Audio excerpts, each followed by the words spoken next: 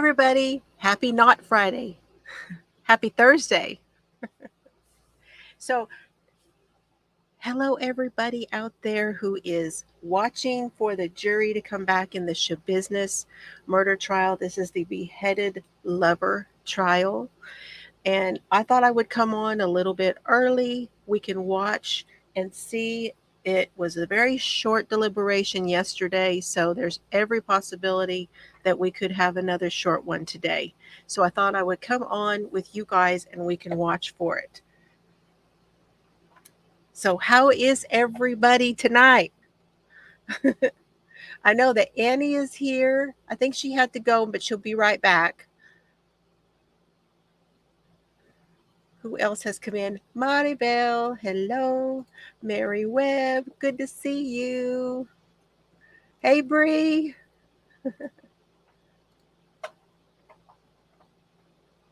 You're on the road. Oh, that's okay. No problem, Bree.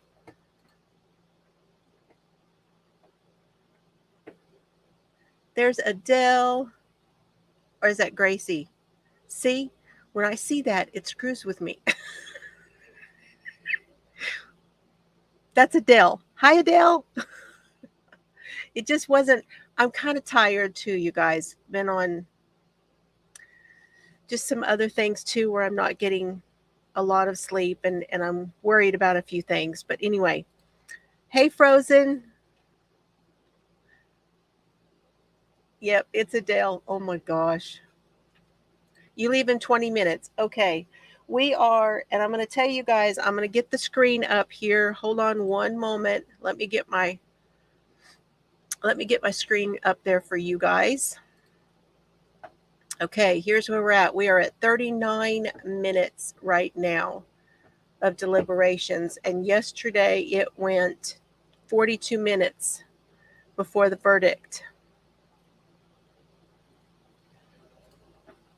Well, this one is about someone's mental health. We've got to decide.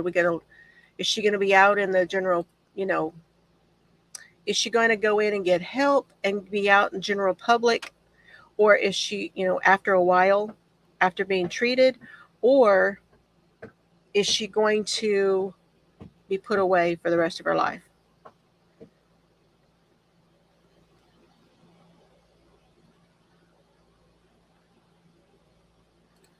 Yeah. It's kind of a big decision for them to make. So, and maybe they got a little bit of maybe they felt like they went a little short yesterday and they're going to go longer today. Who knows, right? So I am working on making a blanket. I am knitting a blanket with my pattern for the grandma's dishcloth. I have a pattern here. That about sums it up, doesn't it, Annie? She is not mentally ill. She is just batshit crazy. And there is a difference. We've learned a lot about that in the last couple of days with the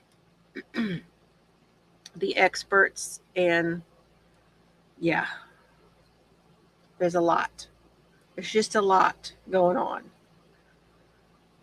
So I do have notes. I have taken notes through the last 3 days. I have not seen everything. I had to step back yesterday because I just was starting to make me feel like crap, No, I have not watched the police interview yet. I've also been getting ready for the grandsons to be here, so I have not seen everything. So I will probably do that. We could do it here together, possibly, depending on how long we go.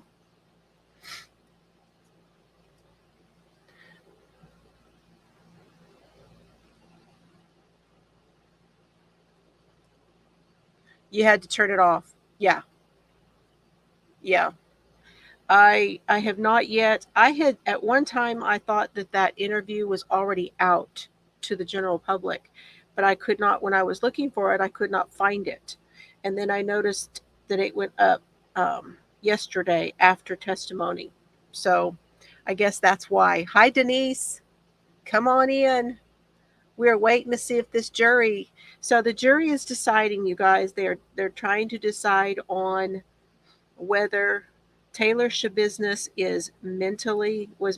had a mental deficit at the time that she committed the crime.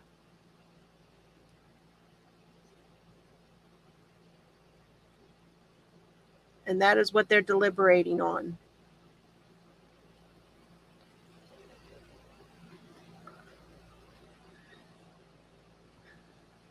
Yep, they're already beyond yesterday's. I didn't really have any doubt they would take a little longer on this one. But then when I saw we were getting close to that 42-minute mark, I was like, maybe I should go on just in case. Just in case, right?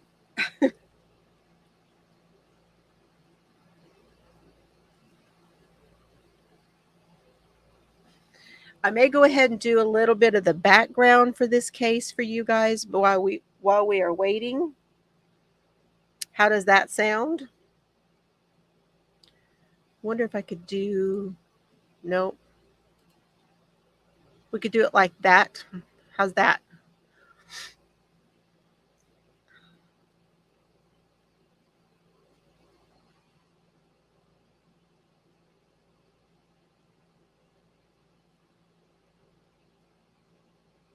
Okay, so I'm going to start with a little bit of notes. I'm just going to start on my notes, and then if the jury comes back, then we'll go ahead and go to the verdict. How does that sound? Okay, so for those of you that are joining, I am early, so we're waiting on the jury to come back in the Taylor Schabusiness trial. Hi, Joan. Okay, so our victim in this case is Shad Therion. Shad was born in 1997 in Green Bay, Wisconsin, to Tara Pakanich or Pakanich. I'm not really sure how to say her name, so I will mess that up. There are a lot of names from this area that I notice I'm having trouble with. But Pakanich and Michael Therion. So Shad worked with his father and his grandfather in their business. If you know what that business was, if you guys could put that in the chat, I would appreciate it. I was not able to find that information, so I was not sure what that family what that family did. And he went to high school with Taylor Schabusiness. He was an artist. He enjoyed wood carving. He had two sisters, Ava and Sylvia, and a brother, Bo. He had two sets of grandparents who are also still alive. So he has a lot of family left. Okay, so I feel for them. I know that he made some bad choices, but nobody deserves to die and to be dismembered in a basement by your girlfriend. Nobody deserves that.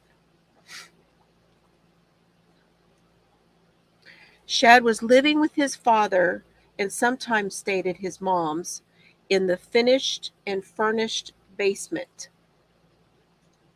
At the time of the murder, Shad's mom was living with her longtime boyfriend. They've been boyfriend girlfriend for 3 years. Okay, and his name is Steve Hendricks. And the sister Ava was there at the time. She stayed. She was like Shad. Sometimes she stayed there, but sometimes she stayed with her dad. I have the impression that Ava and Shad had different dads, and that each of them, would live with the other dad.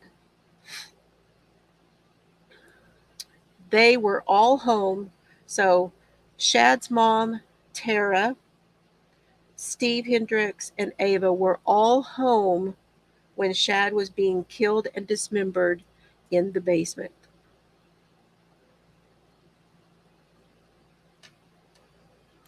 That's the first thing that is just a big shock.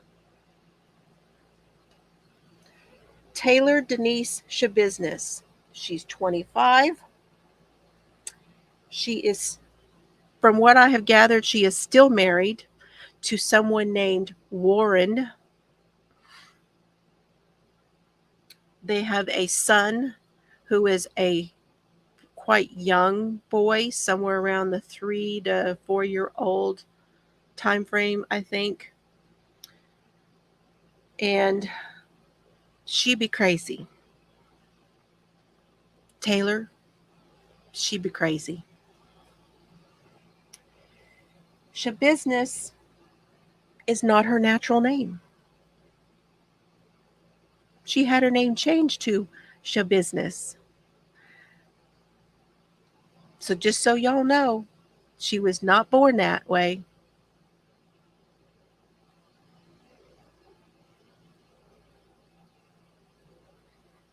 Okay, Annie, be careful. So Shad and Taylor knew each other. They had gone to school together.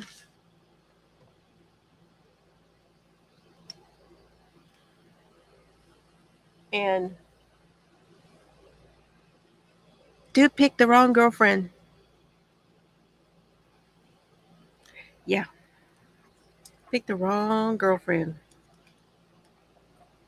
So we learn on the I'm going to kind of go through this from this is the trial and this is my notes from the trial, and just know that I don't have all of it.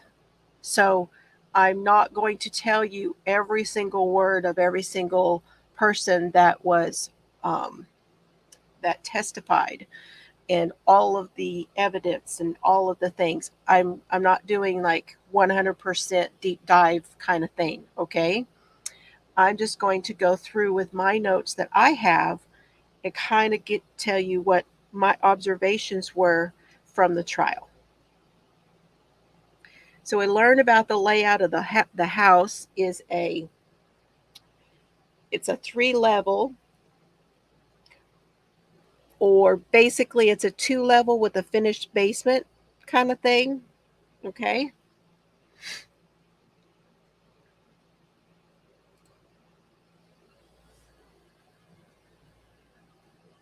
The basement is where the murder happened and where Shad often stayed. He had we learned that he had some stuff in a bedroom upstairs, but he would stay in the basement. Now,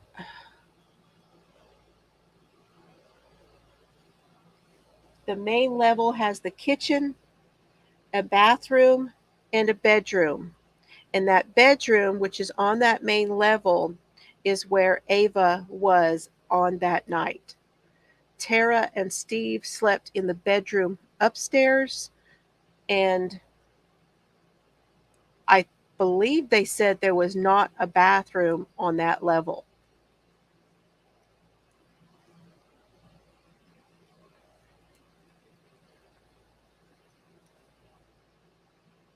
So this is Steve got on the stand, um, and this was his testimony. He talked about what happened on the 21st of February, that Shad and Steve and Tara had dinner at the Corner House Bar and Grill at around 3 p.m. And he was asked if he knew Taylor, and he said that he had met her before. And on one occasion, what had happened was that he came home trying to break in the house, and that was the first time he'd ever seen Taylor. But she was with Shad, and Shad was trying to get in the house because Shad did not have a key. Okay, the Shad's way of getting in the house was that he would ring the doorbell 6 or 7 times, and Steve called that Shad's key to get in.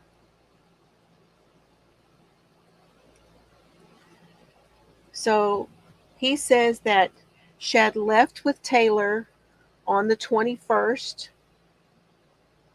So she came and got him. Shad's vehicle was impounded, so he didn't have a ride at that time. They returned sometime between 1 and 2 a.m. because, and he knows this because that's when Shad rang the bell the 6 or 7 times, his little key to get in. He rang the doorbell, and so that was around 1 or 2 o'clock.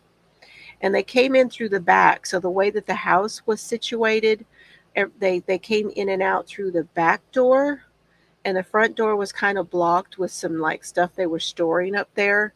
So they didn't really go in and out through that front door.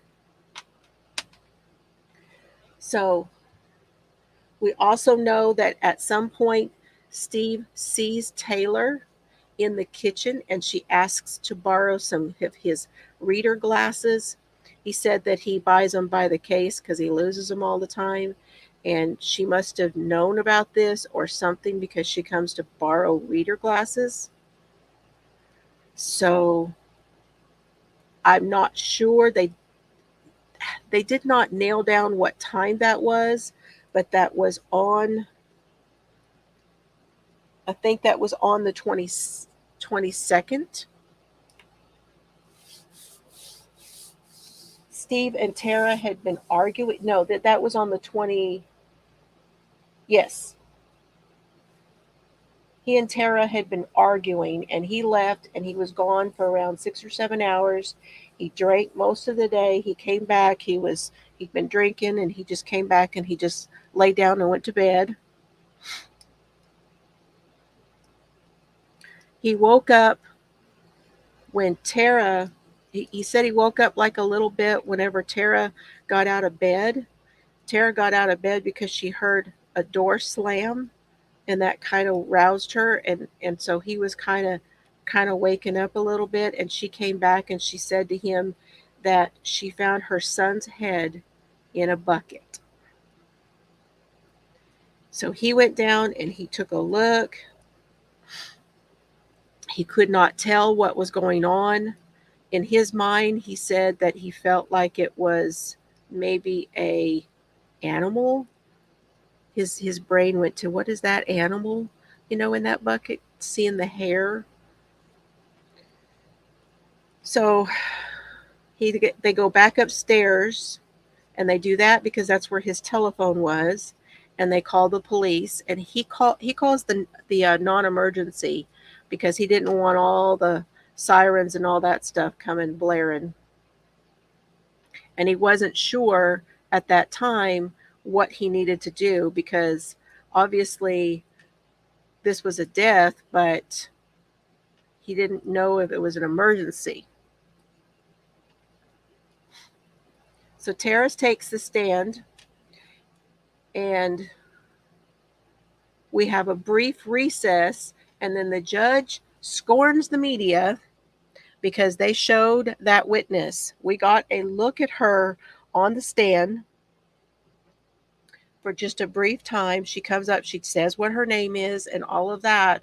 And then it was like, whoop, and he said, no, no, no, this is a victim, and we will not film a victim. So then we had very clear discussion about that before some of the other witnesses came up.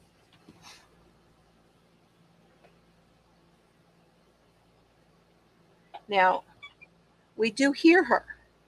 So I think they were working it out. They were trying to decide, well, are we going to have audio and no video? Or is she not going to be filmed at all? And what is going to happen? Because we don't hear all that. If there's a discussion, we don't really hear it. However, we do wind up hearing part of her testimony, just audio only. And she talks about going to the basement after hearing the door slam. The lights are on, and she goes down to see if Shad is there and to turn things off.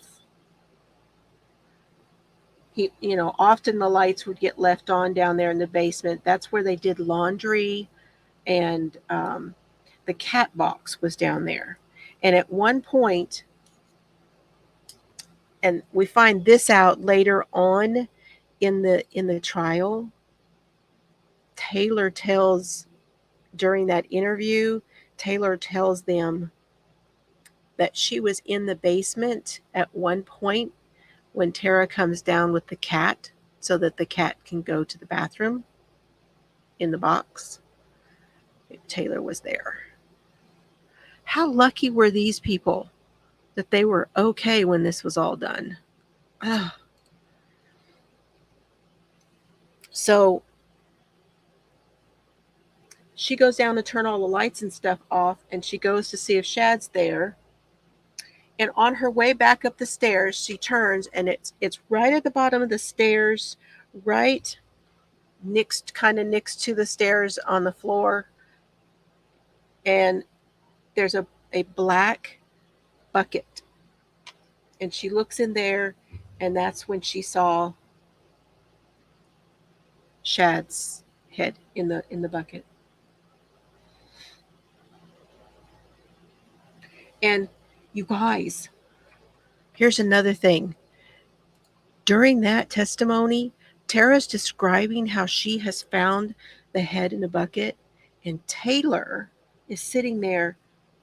Did anybody see this where she was suppressing a laugh?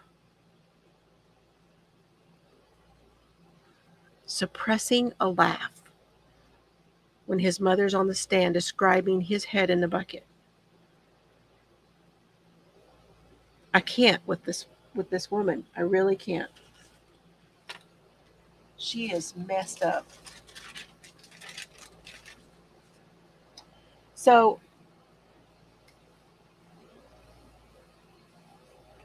then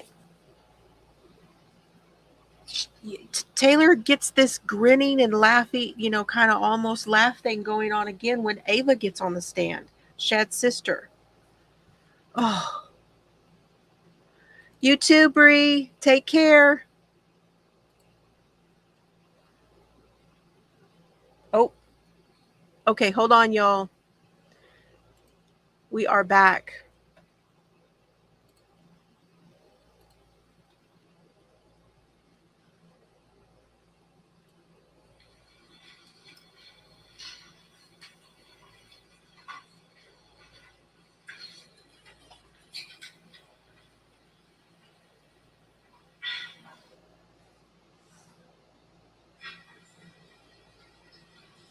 Well, that's interesting. Where's Taylor?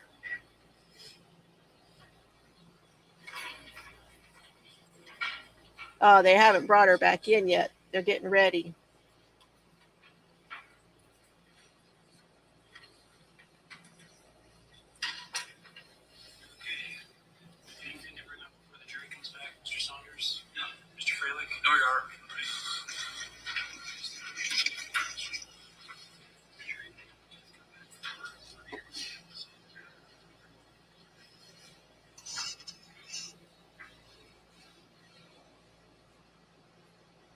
Hi, Suzanne. I know he had a strange look on his face, didn't he? Glad you're here. Thanks for coming in.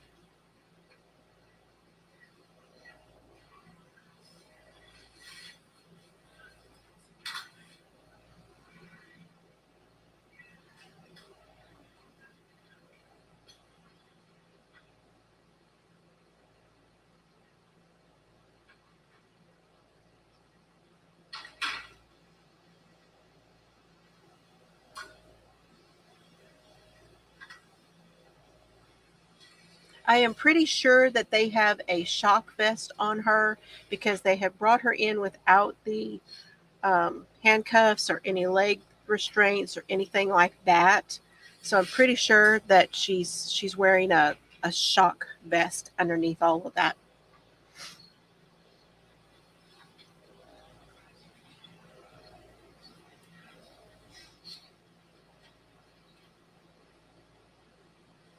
I think this judge has done a great job. I really do.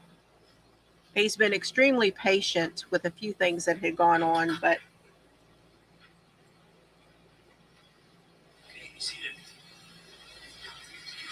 Can you guys hear okay? You are foreperson, is that correct? Yeah. If you could hand your verdict to the bailiff.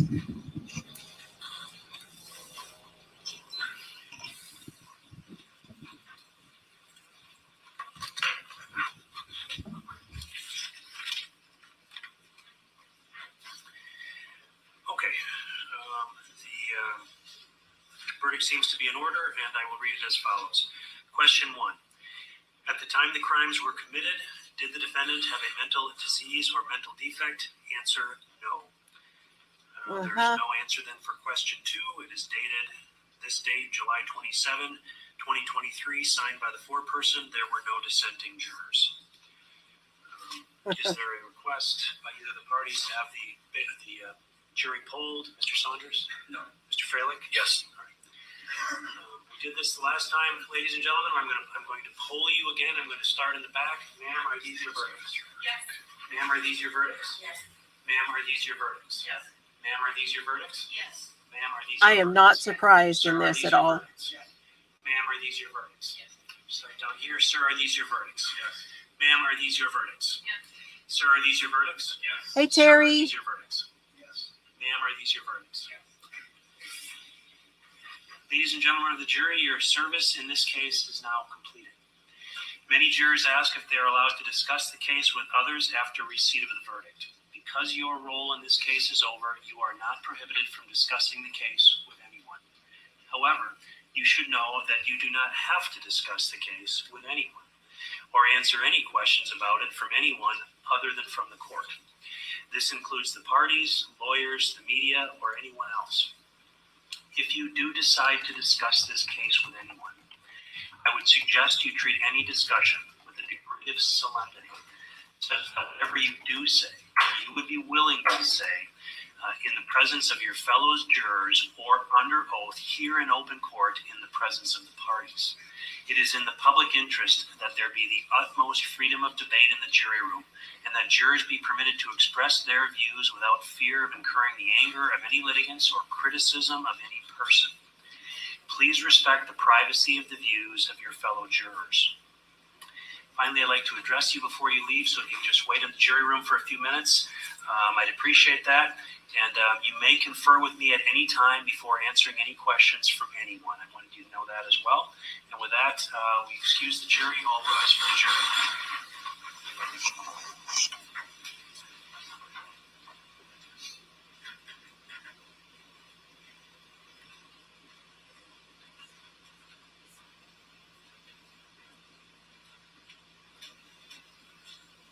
And the jury's leaving. Be seated. Then, having received this verdict as well as the prior two, does the state have a motion regarding the verdicts? Mr. Saunders. I'd ask the court to accept the verdicts and enter a judgment of conviction. I do have a certified copy of a judgment of conviction, case 20 CF 998, as the basis of the repeater allegation. She is a repeat offender. Mr. Freilich, any response to that request? Your Honor, I bring a motion for judgment notwithstanding the verdict. I believe there's ample testimony in the record that my client was suffering from a mental disease or defect at the time of these offenses, and that she lacked the substantial capacity to appreciate the wrongfulness of her conduct and conform her conduct to the requirements of the law. And ask that you consider all the testimony from Dr. Lighton, who's a seasoned veteran in the field of psychology, and the record. Thank you.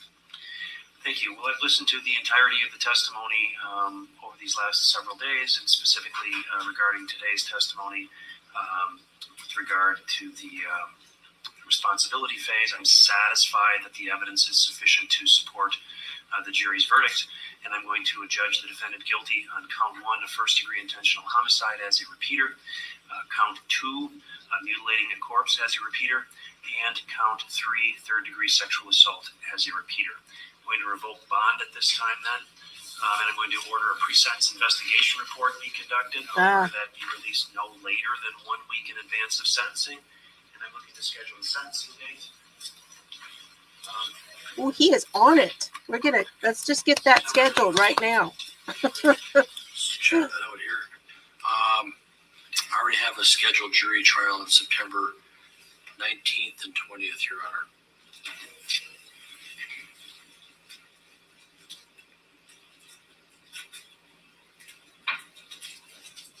Hello, Kat.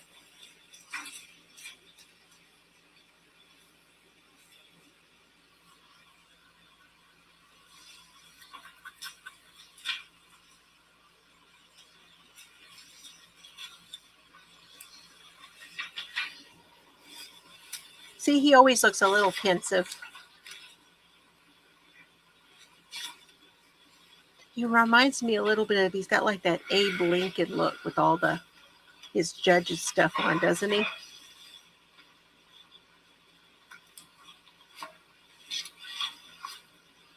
September 26th. Hey, Chels.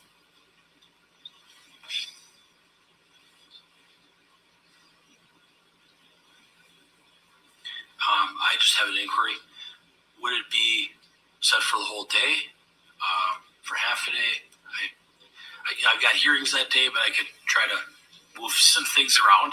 I understand, Mr. Fairley, and I appreciate it if you can do that. That's 2 months out. I have things on that day too.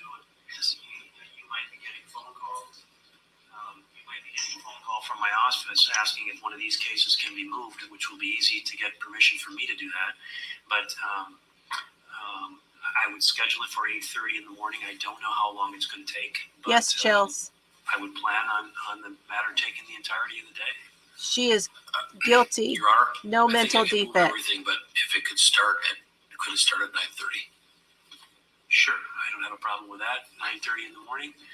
Mr. Saunders, I see you checking in the back. I'm assuming with the crime victim. Is that an acceptable date to schedule? Yes, I believe it is. Okay. September 26th, 9:30 in the morning. I'll have that scheduled for the balance of the day.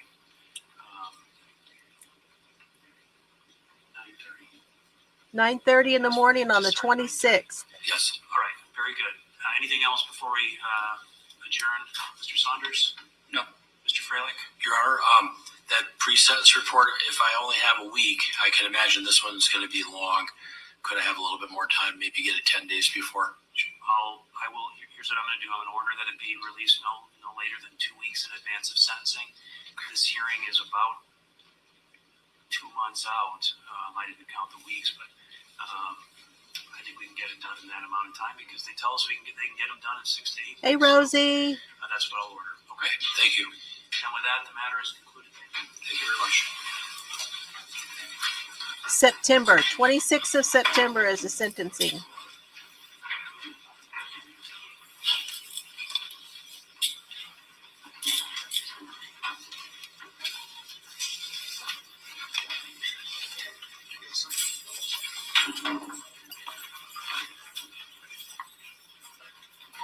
All right.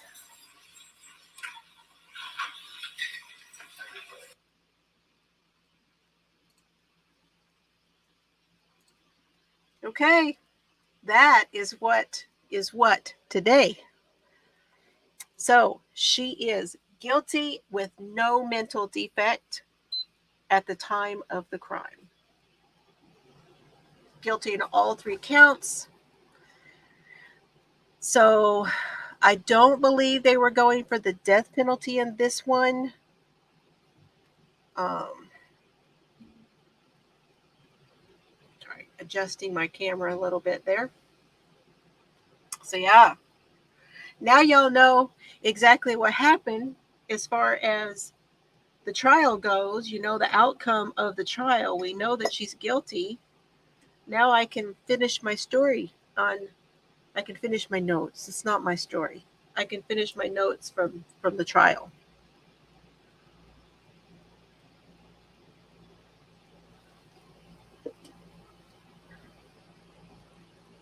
Hey, Donna.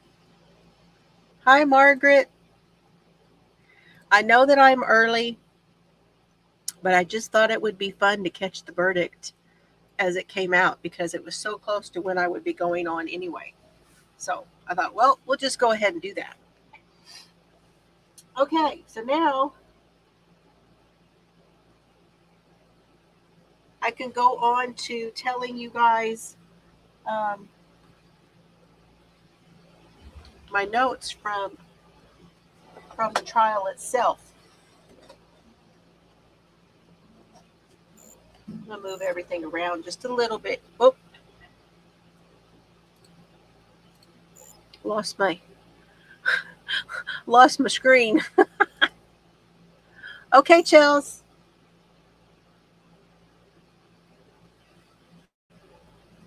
Okay, let's see how this looks. I don't know if you're gonna be able to see that. Yeah, you can see it.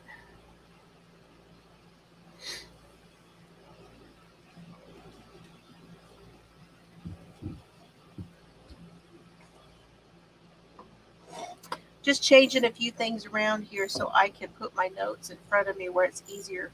You know, I'm getting old, y'all.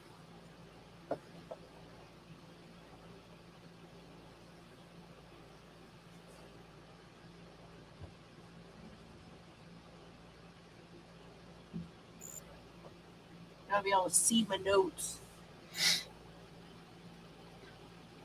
Okay, Mary. Yes, she is. Yes.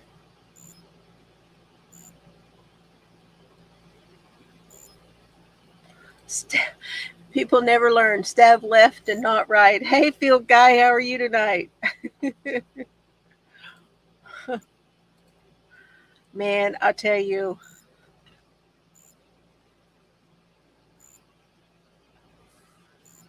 she is something else. That much I know.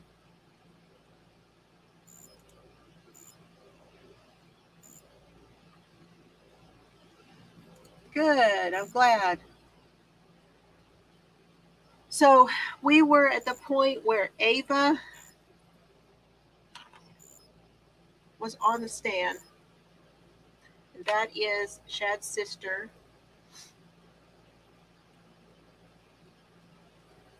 Ava describes where her room is at. So basically, for her room, you go down this hallway to her room and you go to the right directly down the stairs to go to the basement. So I did not see the layout, but from what they're describing, it sounds like the basement is under Ava's room, under that second floor.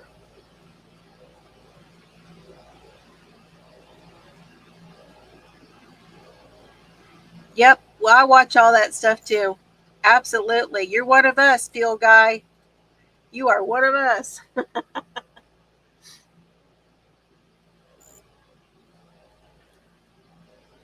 So, this is what she says happened for her, at least what she observed, and that was that on the 22nd of February, she came home from her dad's.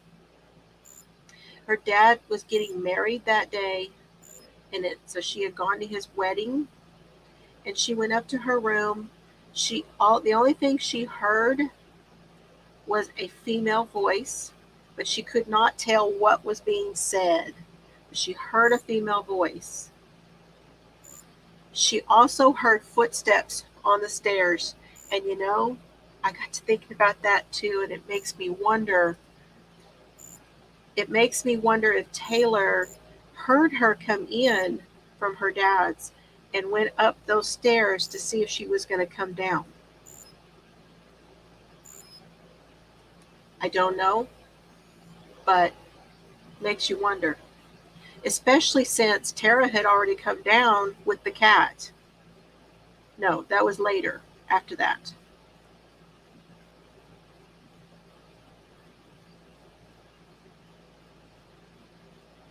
Um, at this point, Taylor is looking at Ava and trying not to smile.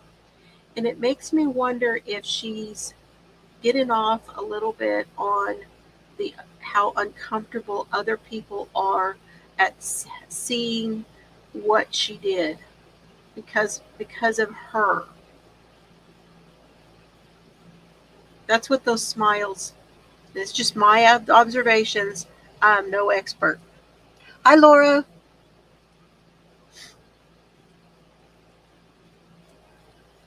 So Ava got woke up early on the 23rd by police banging on her door. She knows Taylor because she knew Taylor as her brother's best friend. That was her description of Taylor. She was Shad's best friend. Now, on cross-examination, Ava says that she did see that gold van parked in the driveway when she got home from her dad's. So she parked in the street. And she arrived sometime in the evening.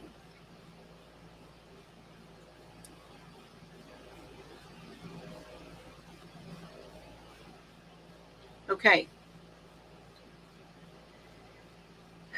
Now, the jury was sent out at some point, and there was a discussion about the medical doctors and the psychologist. I did not catch most of that. Then there was 2 or 3 times during this, that at least once per day, where the jury was out and things were talked about. But see, when they do that, it's on record. It's just not, it's just not it's just not testimony for the jury to hear, unless they decide to do it in front of the jury.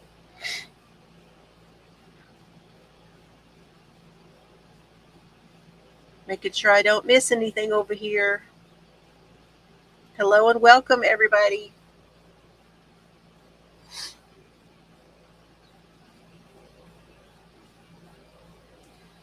Now, there was a female pathologist that came in, and I did not catch her name. And she had a bit of an accent, and she sounded a bit like maybe Australian, maybe South African. I'm not really sure. And her testimony was, when they came into the house, when they got the call to come to the house, and they began to collect items, they had to use children's body bags because they are smaller than regular adult body bags. And they took the contents of the container. Now, if y'all are squeamish, we're going to say what was in these things, okay? I'm not going to go over all this over and over and over again, but here I thought it was to let you guys know what some of the evidence was and what happened. So the first container was the bucket, and that contained the head, the penis, and the testicles, along with some body fluids and other things in there, pieces. There was a Jimmy Choo bag. The girl likes Jimmy Choo and Under Armour, and there's another brand that was mentioned. But anyway, in the Jimmy Choo bag, it was sitting on top of the dresser. There were various organs. The third container was the pink and black Under Armour bag. There was more flesh and organs in that, and everything in that was put in these bags. Everything was put into plastic bags and then put into these bags. In the fourth container, it was a large blue tote, and that one had the torso and other parts. She was asked about her initial impression of this room, and she said that she was really surprised when she came in that there was not more blood in the room.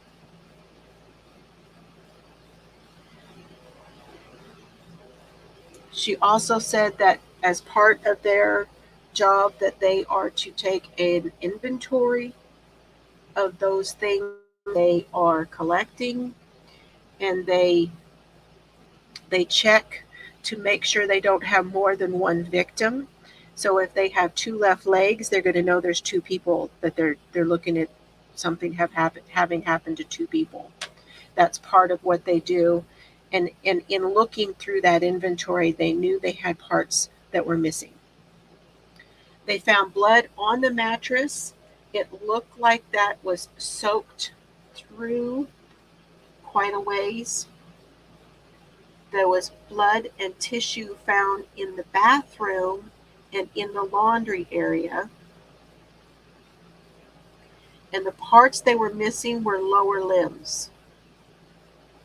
So from that house, she went to the storage unit because by the time that they did all their collecting and all of that, they went over to the storage unit where this van was now. Uh, there was a suspicion that there were things in this van, and they went to go and look through the van. Now the van was a gold Town and Country minivan. And that van did not belong to Taylor, and it did not belong to Shad. It belonged to Taylor's roommate, Scott Tomes. So this pathologist said that she observed the vehicle, and they found a crock pot box, and there were parts of both of the lower legs in the crock pot box. Now, I knew, it's something that you hear different things come out, of course, and you gotta wait for the trial. But there was like people talking about the whole Dahmer and a crock pot and this kind of stuff. And when we first talked about this, I had read that parts were found in a crock pot. So initially, when this was reported, they said that they found parts in a crock pot. It was the box of the crock pot box. This isn't a whole lot better. I just wanted to clarify that.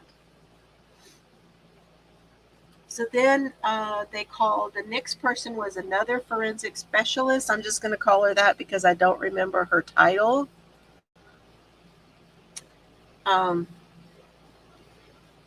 Michelle Zielinski, I think was her name. And she was called to Stony Brook, to Shad's mom's. She videotaped the scene. She labeled all the evidence. She took certain items. She collected certain items and processed them. And that was a container of Clorox wipes, a Pantene shampoo bottle, 2 dog collar chokers, a wooden box, a dildo, and they kept saying what I thought they were saying was a shot bottle. And I'm like, is this a drink or something there? A shot bottle. It's a shot bottle. They were saying shout, as in shout spray for stain removing. And then there was another one that someone said, and crackpot box is what they kept sounding like they were saying. One of the other technicians, when she said crockpot box, it sounded like crackpot box. It was different hearing these northern accents because they're in Madison, Wisconsin. This happened in Green Bay, but the trial took place in Madison. Now, at this point, Taylor appears to be dozing off. Okay? She's over there like dozing off while they're talking about all this stuff, all this evidence they're collecting, and she's kind of head down. It looks like she's not nodding, but she is not moving. She appears to be dozing. Now, maybe she's just sitting with her eyes closed. I don't know.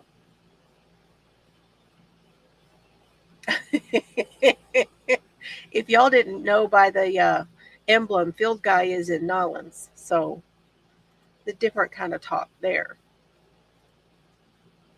Dr. X. Yeah. X, Y, and Z, right? You guys, they also collected 7 knives from this basement. The items were processed, which means they were photographed and swabs were taken they talked about alternative light source, and this is like, you know, the where they spray it to see if there's blood there, that kind of thing. They actually had a kind of a fancy machine that they brought in to do that. It was like on loan from some local lab there, or state lab, or I think it was the state lab, and they were able to use this fancy kind of like a. She said it was kind of like a tablet, and it had this really nice camera attached to it, you know, and that made things a lot easier for them to photograph and upload everything. Kind of interesting. They looked everywhere. The reason they looked in the shower and the drains and all of those things, they were looking for biological evidence. That was their main focus, was the biological evidence, and to, of course, to see how many victims there were. Now, on cross-examination, because she was not asked this question by the prosecution, but the defense asked her, did they collect any drugs? And she said, well, there were some on the dresser. So they collected a crack pipe, a gem bag, not gem as in GYM, but gem as in GEM. Since I know nothing about drugs and all that, I don't know what a gem bag was. But anyway, I guess it's like a little bag with a white powder. Some of that white crystalline powder was also a little bit kind of might have been scattered on the dresser. She also said that the bed was actually mattresses that were stacked up. She was asked where she found the dildo, and she said it was in a brown box in the closet. So that is why she mentioned the box.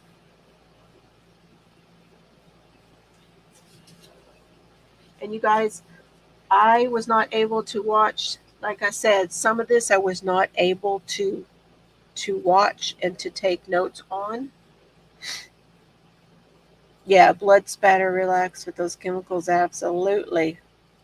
And they talked about different ones. They use more than one kind of chemical now, because, you know, they do a presumptive test, and then they do the regular where they spray all the other stuff on it, and then they take it back to the lab and they do even more stuff, right? Whoop. My camera went off. I'm going to have to go reconnect it.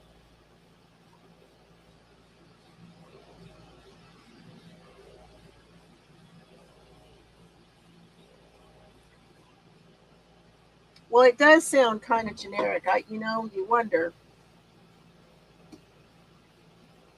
The defense asked, so just like sitting up on the counter in the closet, and she said no, it was in a box. So whatever that means. I think my camera must have got hot. We'll let it cool down for a second. So, while we're talking about knives, you guys, I got something from Temu, and I'm going to make them into either more earrings, but I'm really kind of thinking about making them into stitch markers. Hey, Nancy. Hi, Tina. Good to see y'all. Oh, sorry, that might be a little loud.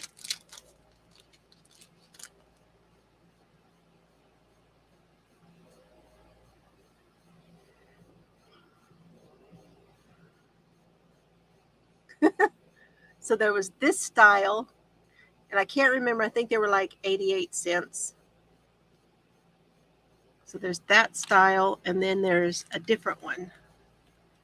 Let me get that open. I'll show y'all. I think this one I'm going to make into a bag pull.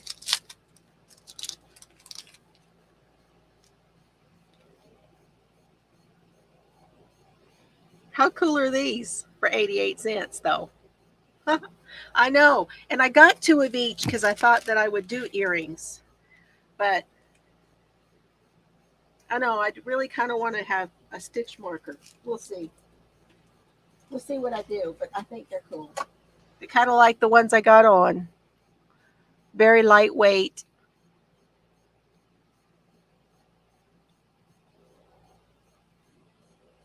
Are you in Green Bay? All the talk in Green Bay is this trial. Awesome. I'm so glad you're here. Yeah, I want to watch the interrogation. We can play the interrogation, but I wanted to kind of get through a few of my notes first. Oh, I'm so glad you're here. You're welcome to tell us whatever you know.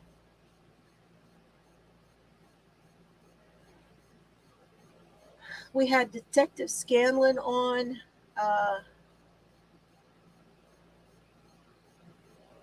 He talked more about the things that they located.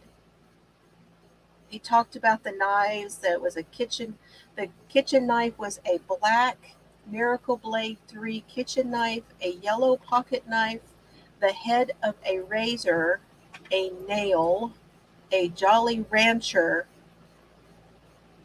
and that's what was in the bucket with the head and the other body parts.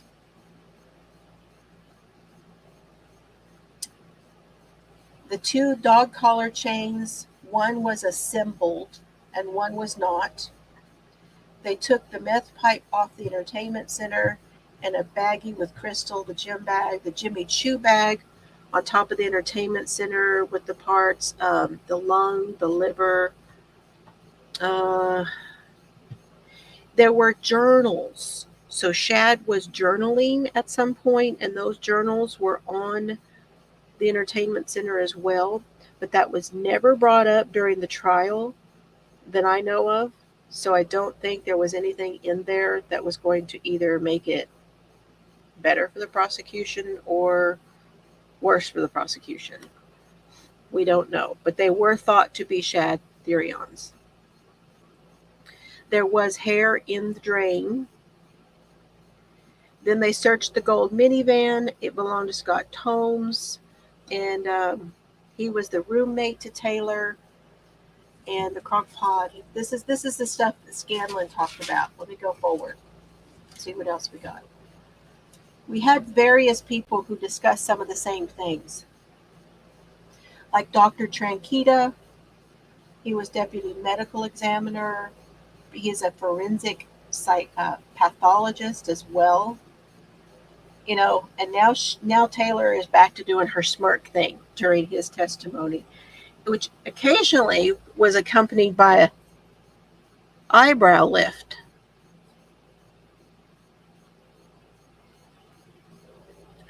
He talked about the things that they took, like the bag, the drugs, the Clorox wipes.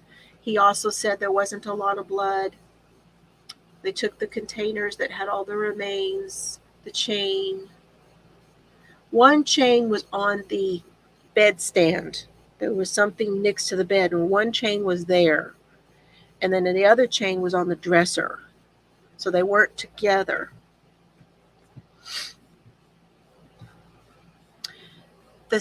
Out of those several knives, some of them had bent blades. One had a broken tip. He also noticed that they were missing some of the parts. He talked about the autopsy.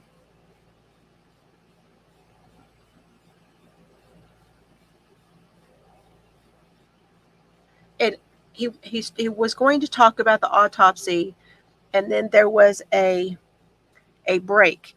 They had to have a discussion about a photo that the prosecution wanted to bring in. And the defense did not want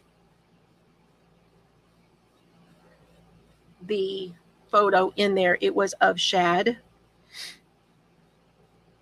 Oh, yeah. I kind of think the same thing. I do. I don't know enough about psychology, but it just felt like control and manipulation to me. No. It was just her.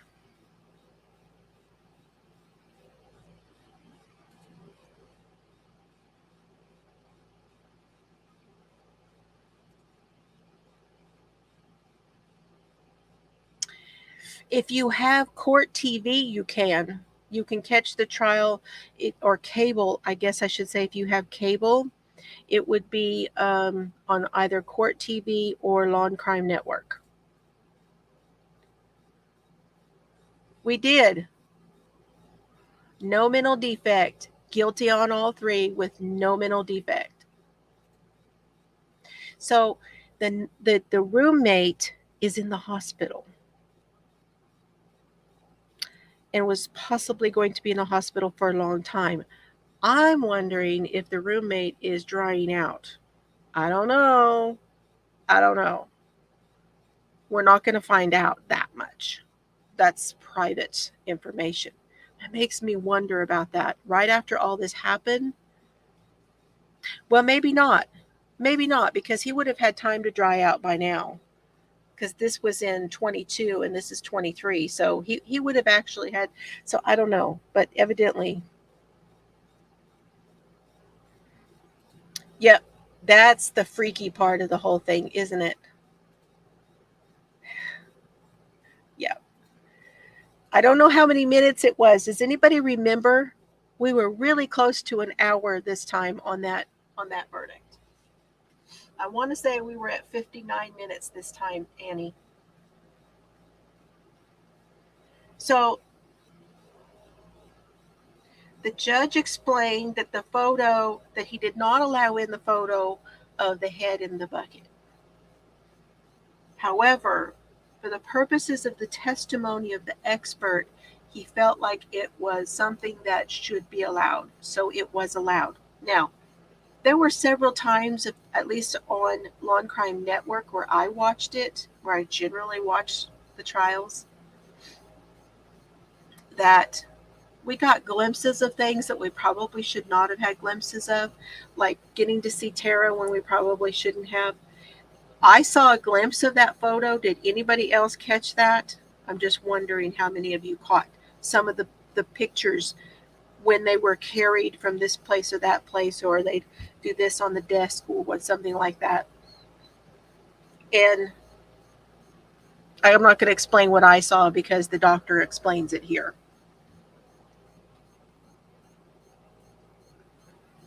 Oh, good. That sounds good. That makes me hungry, Annie. Okay. Well, you can definitely go here on YouTube and watch the trial, because that's where they are. So, interestingly, that the pathologist said that Shad was COVID positive. His goal for the autopsy was to find a cause and manner of death. Now,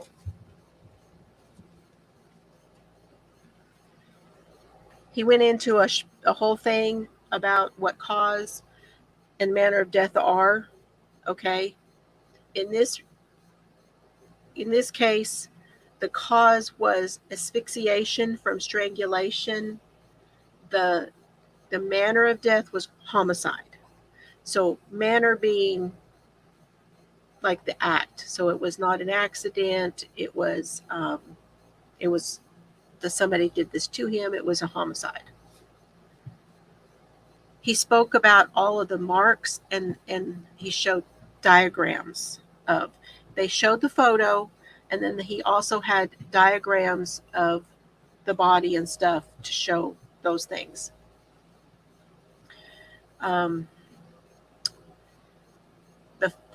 photo of Shad's head was shown just to the jury, and he described it. He had to obtain blood to do testing, toxicology testing.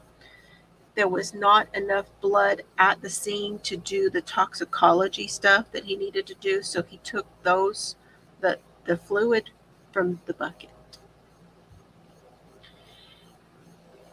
And Shad tested on toxicology. Shad tested positive for marijuana, methamphetamine, and nicotine. He was most definitely under the influence when he died.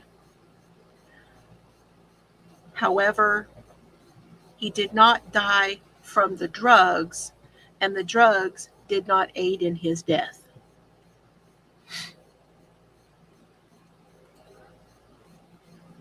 Now, on cross-examination, the defense asked about how evidence might be lost or, say, messed with or that kind of thing, because a lot of those body parts and stuff were found in plastic. And he had to tell him, he said, yeah, this is a possibility, and there, you have to deal with the fact that you might have a transference of DNA or something from the bag itself, like somebody who touched the bag. Then we had Detective Haynes. He was on the scene, where he located the van, and he took pictures.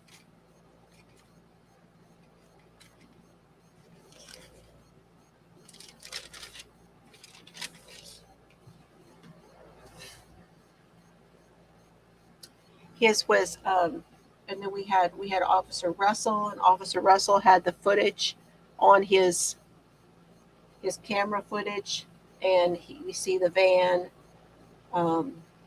They talk about seeing blood in the snow and a bloody footprint, and this is the one where they arrest Taylor, and they talk about seeing blood on her clothes and blood on her hands, and all of this is in that video. They talk about it on this video.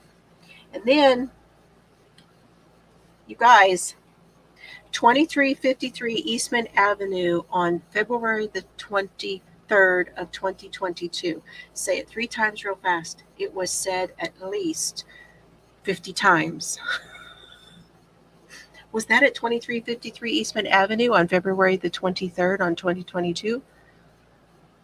I got it down because I heard it. So if y'all want to know where it was that Taylor was caught, that's where it was. 2353 Eastman Avenue on February 22nd, 2022. I don't know why my other camera went off. Let me see if I can fix it. She said that she did that, but they did not find it. To change out my battery. They did not find that trazodone in his system. It was not in the toxicology.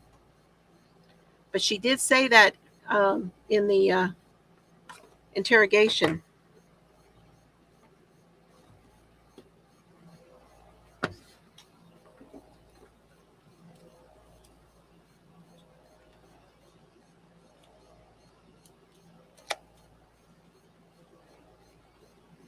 Okay.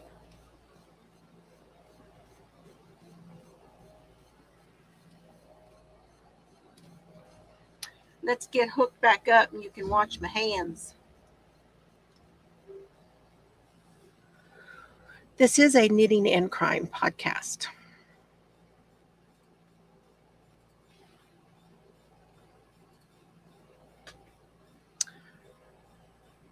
Wow. It went out when I got my coffee for some reason.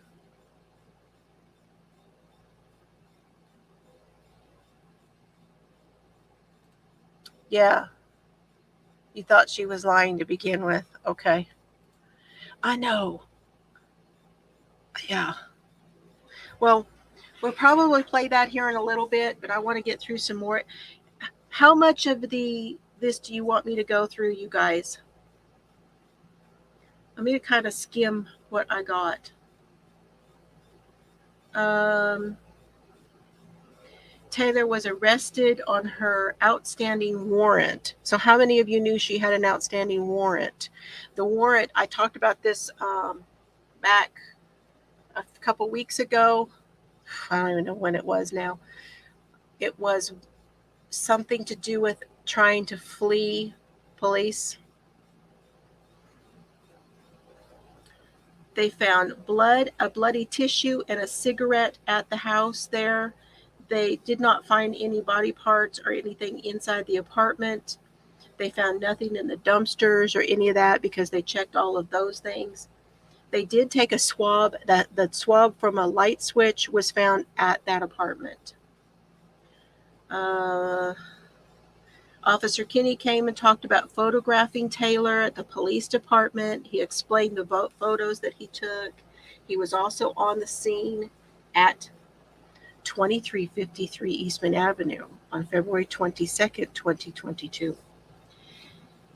Officer Leah Whitman, she maintained the crime scene log and helped put up the crime tape. She was there to monitor things and help.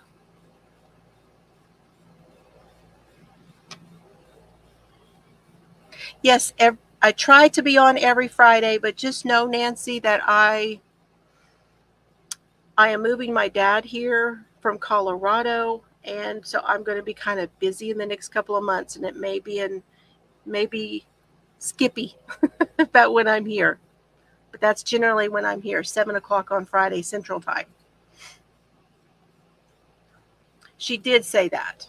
And they did find out that the roommate really did not have anything to do with this at all. No charges were ever brought against him at all. Now, Officer Whitman also took control of Taylor's clothes.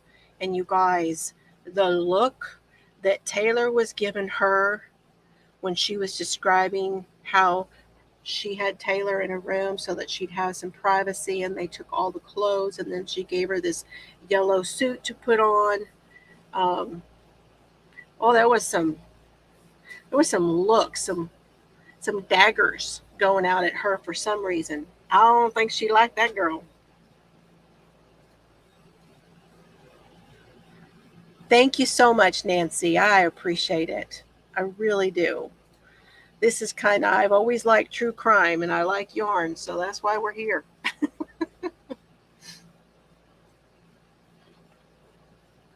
Yeah, there's at one point Taylor actually did something when Officer Whitman was talking, where she did this whole she kind of leaned back and did this sideways nose sniff,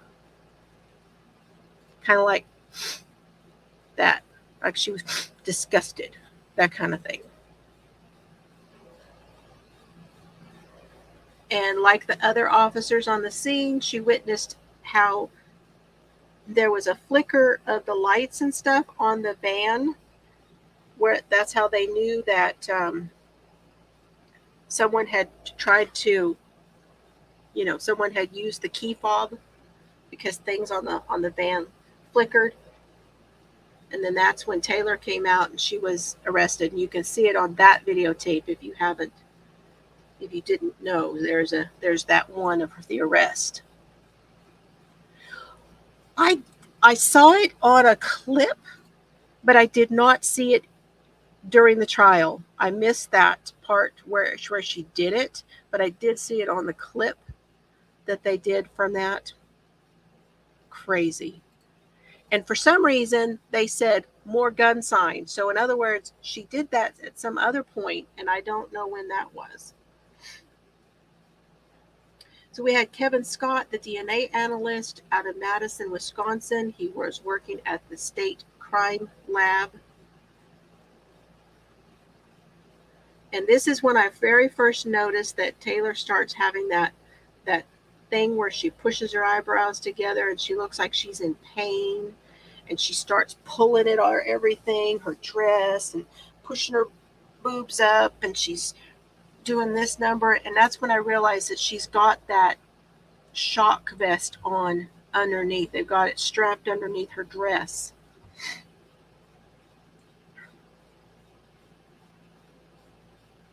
That's when she did it. Oh my goodness. I am really surprised that nothing was done about that. You can't tell me that the judge didn't notice, and I'm really surprised. I really am. Maybe he didn't. Maybe she was talked to afterwards. I guess we won't know. I don't think anybody's going to tell us that. So there were 10 items taken. This was important. There were 10 items that were going to be generally, the analyst says that they want them to send them no more than 10 items to be tested for DNA, because otherwise they get very bogged down at the crime lab. And here are the 10 things that he received. And that was a buccal swab taken from Taylor. That's the swab that they do on the inside of the mouth. There was a swab done on the right hand of Taylor and the left hand of Taylor. There was an oral swab on Shad, a swab from the blade, from a blade. There was a swab of a red substance in a box. There was a swab of a red substance on a light switch. There was several swabs done. I think she said like 3 or 4 swabs done on the sweatpants, on a pair of sweatpants that Taylor was wearing when she was arrested. There were penile swabs done on Shad, and there was a swab done on the dildo. So those are the things that got sent to the lab to be tested. Nice talking to you too. Come back and see us. Appreciate it.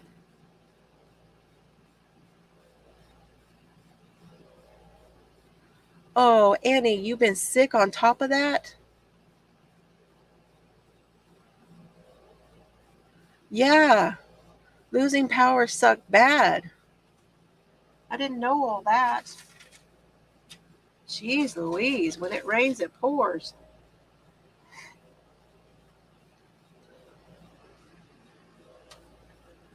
There was blood identified on Taylor's hands.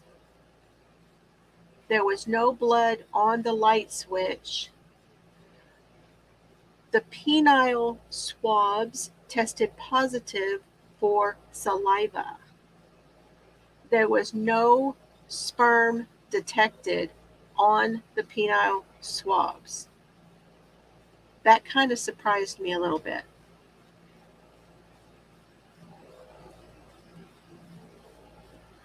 And here,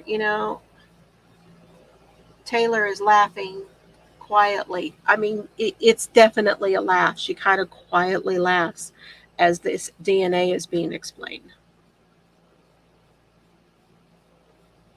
So some of the tests come back with profiles for Taylor and Shad and possibly another male. The right hand of Taylor. So I'm telling y'all this because it kind of explains what happened, right? The right hand of Taylor had that swab off of her right hand had 3 profiles.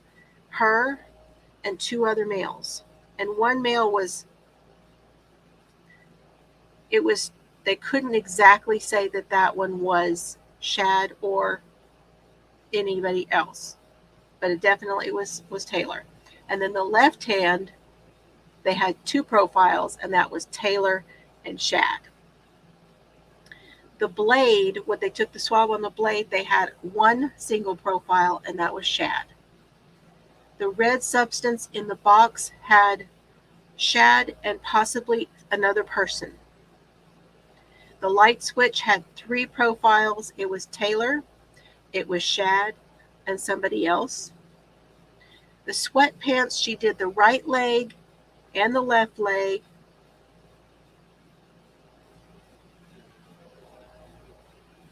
And the right leg, she had Taylor and Shad. Same on the left leg. Same on the other 2 areas that she did. It was interesting because the bottom of her leg on one side was only Shad. The penile swab was just Shad.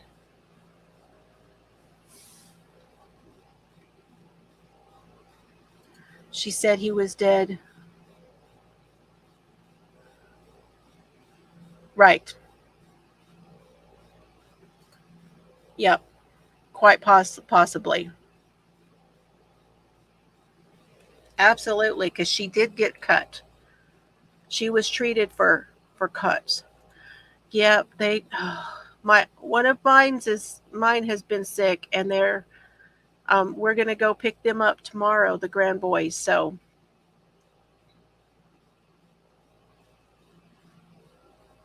oh well, thank you.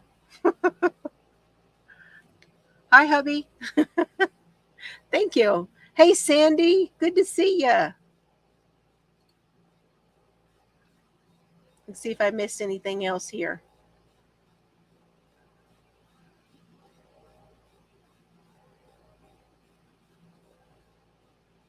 Okay. So I feel like that kind of tells some of the story. The dildo, they found Taylor, and no conclusion for the males on that. So they really could not conclude that that was used on. She said it was that she used it on him. However, his DNA there. It wasn't conclusive that that was his DNA. So she went ahead and did what they call the YSTR, which is a fancier little test that they do to find out more on it. And she came out with 2 males, but she said it was still inconclusive. So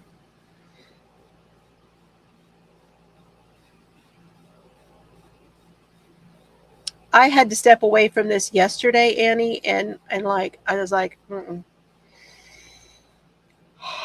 go breathe. Now that we had, let me see here. Let me just check this. They had the DCI person, the crime lab, DCI place, spoke about the security and how everything gets from here to there. And all the things that were asked on the cross-examination so far were related to making sure, honestly, it's making sure the defendant gets a fair trial and that they can't come back and say that she did not have good representation. He has to ask all the hard questions. Now, I don't know if you guys saw AJ, Alexander AJ. He had like a orange shirt on. Bless his heart. He was on a struggle bus with his words for sure. He was a friend of Shad, and he went to the same middle school and became reacquainted with everybody after high school and getting his apartment, okay? He also knows Taylor. He has memory deficits. That's what he says. He says, I have mental problems, but basically, he has some memory deficits. Law enforcement came to his door looking for Shad and Taylor somewhere on the 23rd. He spent a lot of time with Shad and Taylor doing what he calls chopping it up. And at this point, Taylor can hardly contain herself. She has just almost fall out of the chair laughing and everything. Not you can't hear her, but she almost loses it when he says we were chopping it up.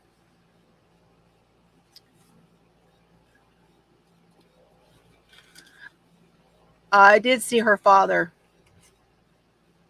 I did. And if anybody didn't see that from today, Taylor's father was on the stand today. That was something. I'll get to that in a minute.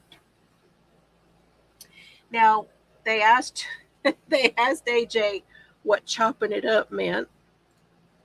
And basically it means hanging out. So he said that he had come over at around 10 or 10:30 and that he had left around 1 a.m.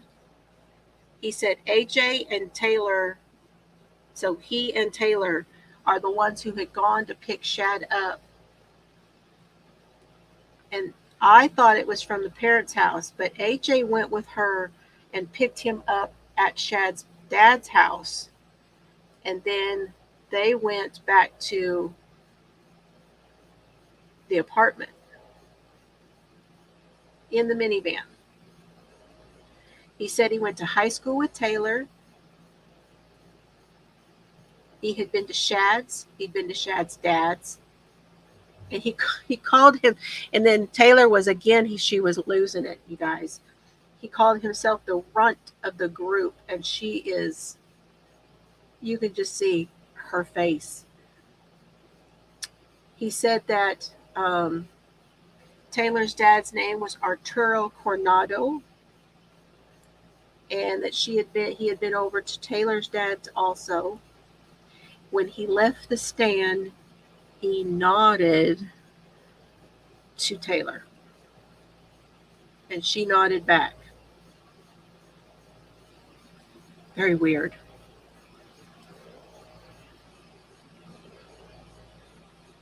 It was just so weird.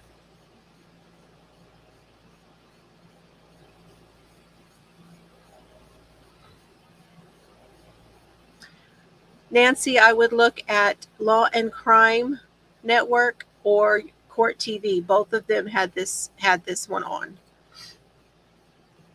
I prefer to watch them on Law and Crime. I don't know why. I don't like all the stuff on the bottom of the screen. I'm old school. Craig Pakula conducted the search at Eastman Photos. Talks about the photos and the swabs, the photos of the bedroom, the bed, the cell phone. There was a cell phone. This is on Eastman at the apartment. And there was a cell phone on the bed. Talked about the swab of the light switch. He also found some syringes that he said were slightly melted. I don't know what that means. I don't know if they melt when you use them. I don't know what that means. On cross-examination, Detective Pakula was questioned about a man who had been shoveling snow out in front of the apartments and whether he knew that man had crossed the crime tape and shoveled snow within that area. And he said no, he was not aware of that. So there's like some doubt kind of stuff he's trying to do, which really that didn't do anything in this case, because they did, even though they said something about the blood in the snow at the scene, they did not show it as evidence. It was just on the video. So now, you guys, at this point, Taylor is heard. There's like a sidebar between Taylor and her lawyer, and she's kind of talking to him, and you could hear her a little bit throughout this trial. Is it just me? But that voice does not match her at all. Y'all get that too? It's like weird. Just to get this little voice. And she's not a very big person. I'm just saying that her persona, the way she looks, does not, and that voice just don't match to me.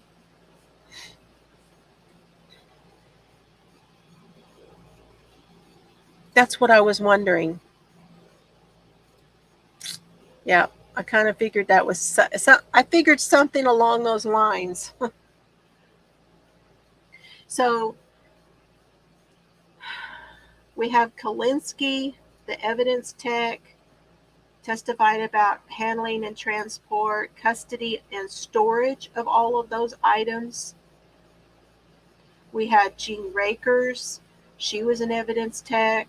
She testified about the transfer of the evidence from the crime scene lab, the paperwork that they used and all of those kind of things. We had Kendall Delinsky, who was the computer forensic examiner. There were approximately 10 devices that were analyzed during this case. And she talked about how they extract the information from the devices, how that she's a GFSE tech, also a Celebrate tech, all of the things that they do, those techs that are, they have all those certifications so that they can read all of the data that they get when they get it off the phone, and they get it back from the phone company, from whoever. Then we had Detective Liberto. Now she's hot. Just saying, she's hot. She reminds me a little bit of Olivia from SBU. Y'all remember Olivia from SBU? This Detective Liberto she's looked a little bit like a younger Olivia to me. Oh yeah, we're still talking and yakking over here.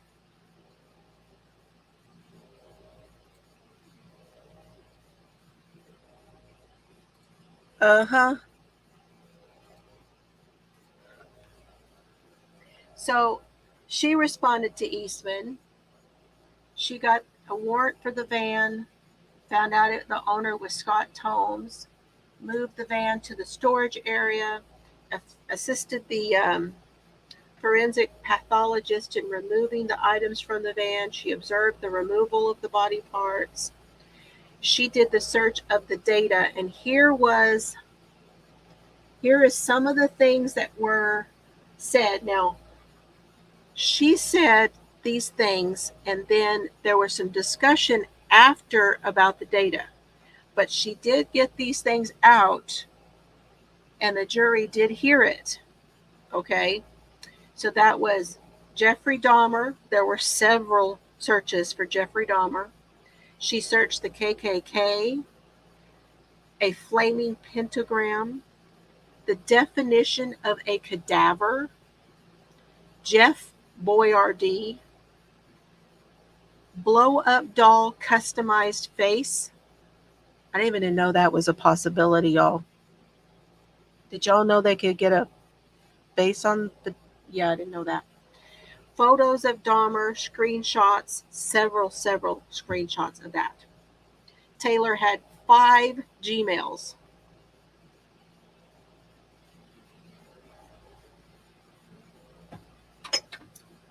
Detective Lovardo had warrants for all of them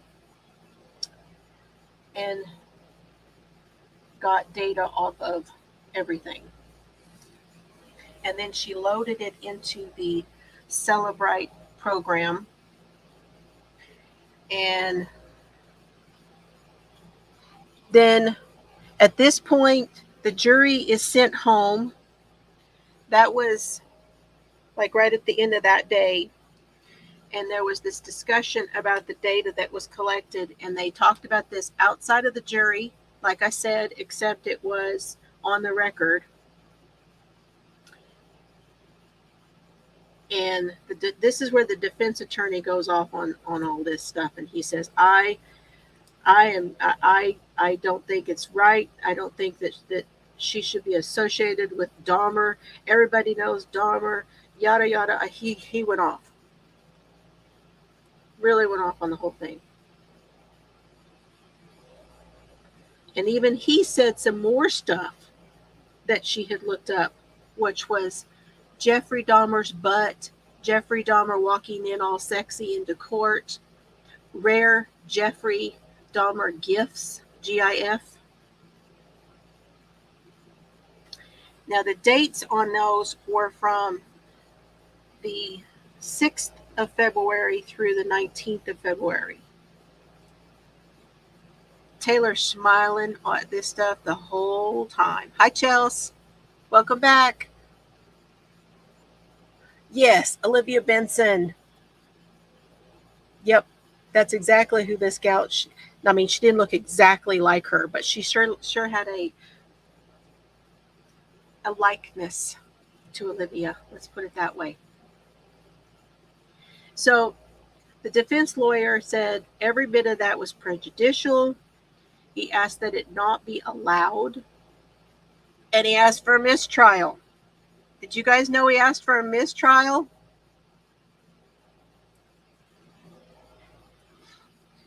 Now, the prosecution argued that it goes to intent. Okay, let's talk for just a minute about intent.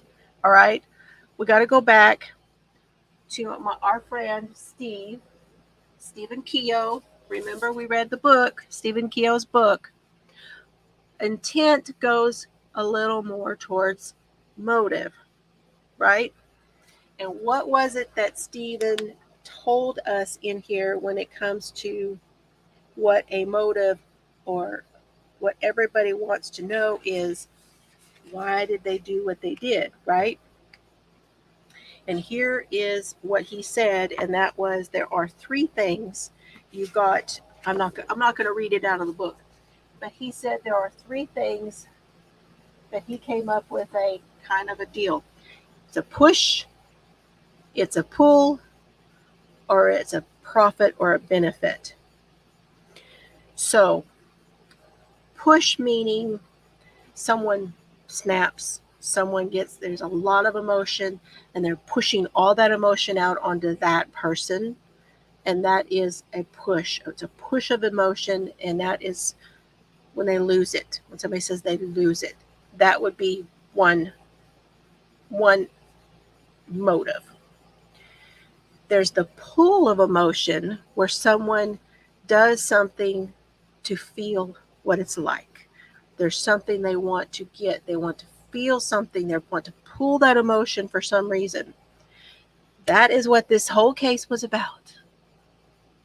This was about Taylor wanting just to try it. She wanted to feel it. She wanted to know what it was like.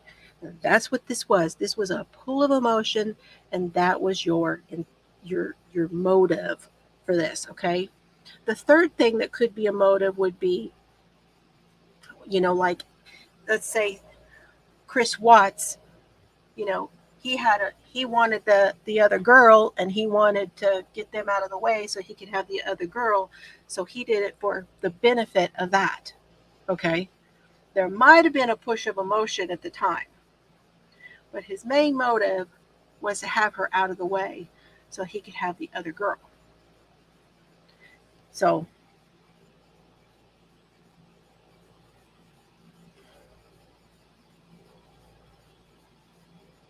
Sandy, you got bronchitis on top of everything. I am so, man. No, she doesn't have bronchitis. Oh, she does. Okay.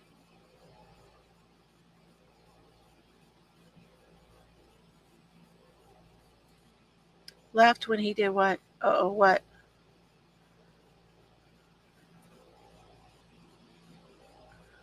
Yes, we're pulling for you, Sandy. We really are.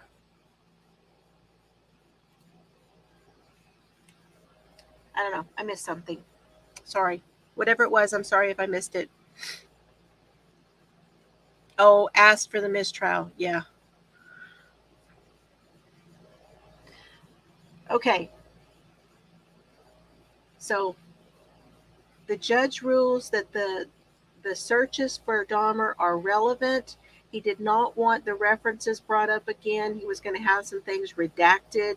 In other words, the things about like pentagrams and stuff, that those were out. But Dahmer was in. Dahmer was in.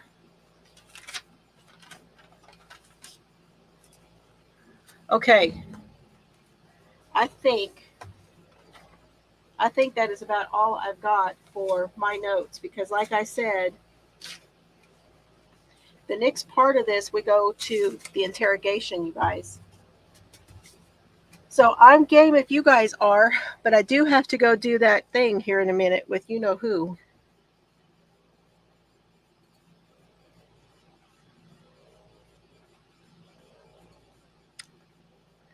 Well, we're gonna be rooting for you, Sandy. You know that.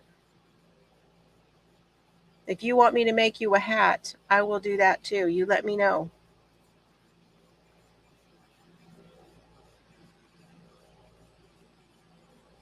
I can knit you a hat with paws on it. Tell me what color.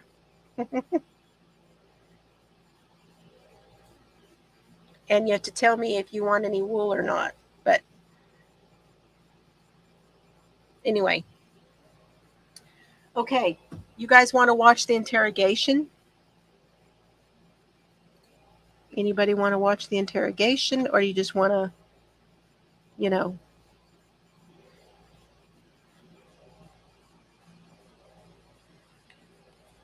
How many hands for the interrogation? Let me see if I can find it first. Let's see. Let me go over here.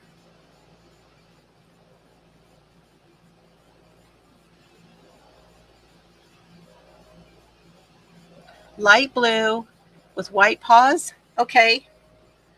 Are you okay with wool or no? Does it need to be something natural?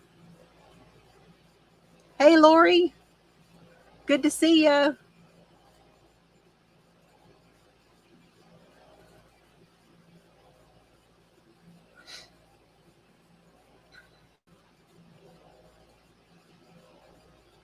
Okay.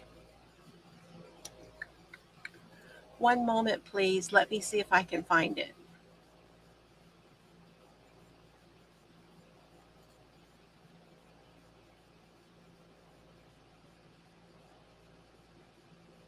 Hi, Sarah. Oh, I hope everything's okay. Stay safe. Something natural. Okay. Maybe I can find something with like, yeah, the woolless one. I'll find something maybe in like a bamboo kind of mix, something like that. I will see if I can do that. Okay.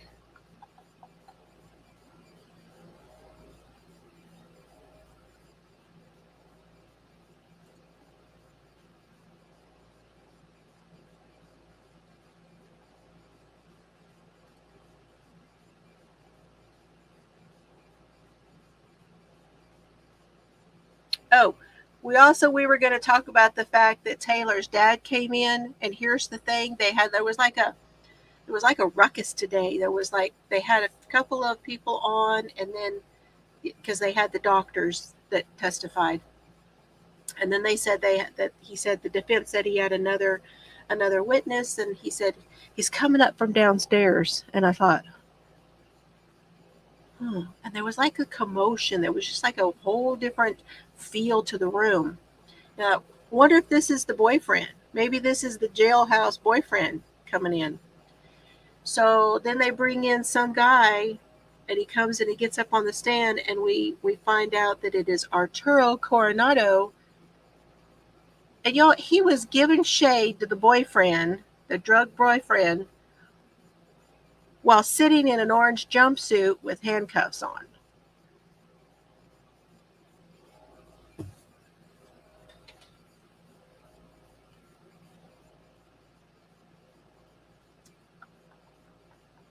Unbelievable.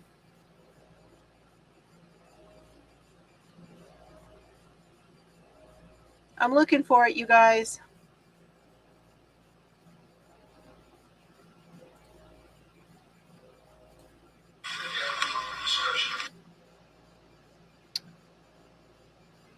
That is not what I wanted. That is not what I wanted. I'm looking. Clicked on the wrong thing.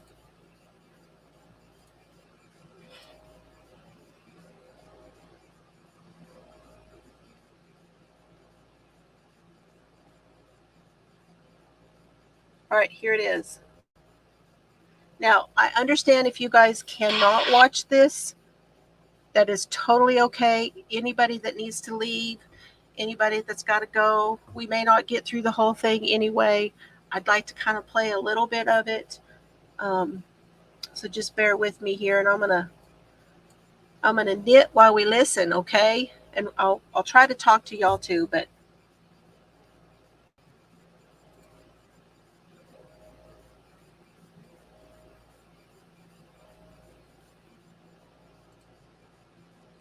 Okay, here we go.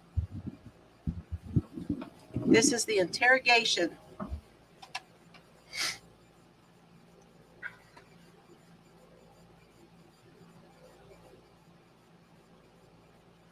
Who is? Oh, Sarah, I'm so sorry to hear that. The dad is in jail for having sexual contact with a minor. Lovely. I know that the boyfriend, they said the boyfriend was in jail for the drugs.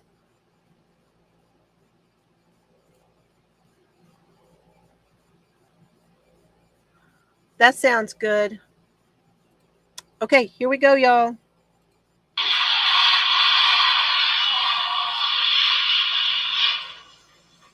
I hate this fucking outfit. Never my life. I'd rather be fucking young.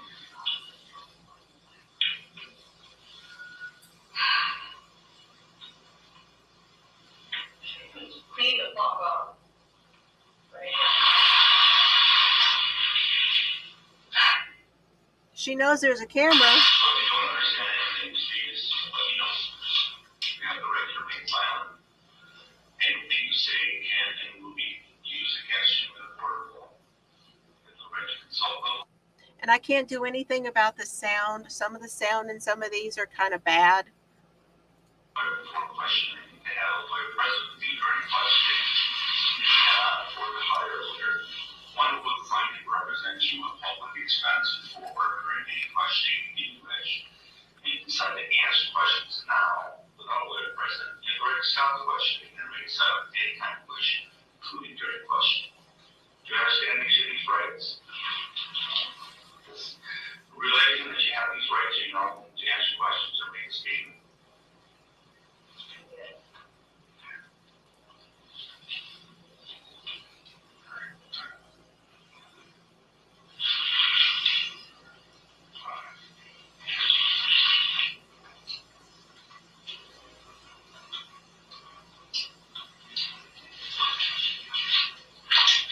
Well, a few hours ago, I was dispatched to address on Sonic Road that the parents also Shad area. Do you know Shad? I know how do you know Shad? He's my ex. Your ex-boyfriend. He's my ex. Well, they found out certain stuff at that house there. Oh, really? Yeah, Yeah. a lot of blood. Basically Shad's head. Yeah, pretty fucked up. And then, so we know you were there at one point Yeah. with Shad. We also know you left. Now that band, is that your band? That's my neighbors. Your neighbor's band? Oh, the girls staying at. Okay, so where did you go? Which flavor police station was that on Eastman? Is that correct? Is that where you live? Yeah. Okay. I'm staying. Okay, is that your apartment? No. No. Whose apartment is it? That. Who is that? Scott? Okay. So, that's his band. Yes. And so, did you leave from Shad's house and go to Scott's house sometime today? Yeah. Okay. Well, they found part of Shad at his house, his mom's house. Found his head. Where's the rest of his body? It's there. It's at his house. It is in the house. It's at his house. Tell me what happened. It's a good question, because I blacked out during that time. But,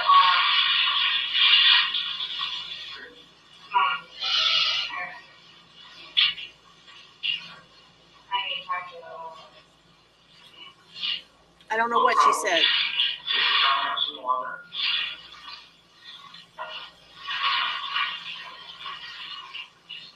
You think about it, still there. let's see why not. Unless it's just up again.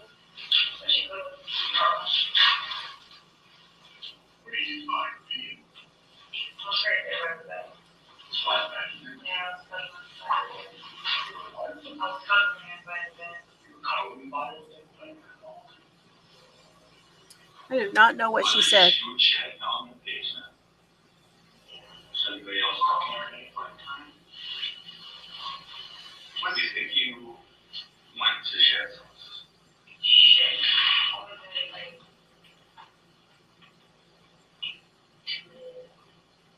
2 a.m. Did you see it the whole time?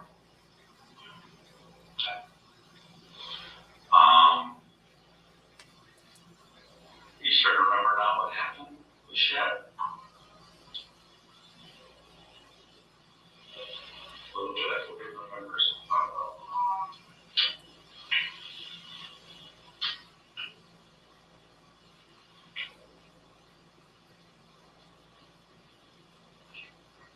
shit. Oh, there's this, there's this chain thing, right? And, yeah, like I was playing around with it. Okay. And, like, we were smoking the bitch, right? Okay. And then, I'm terrible at explaining things, so, let's see here. And then,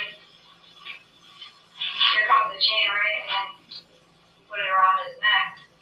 Well, we were, like, playing around and shit, and then, I don't know, clicking on it.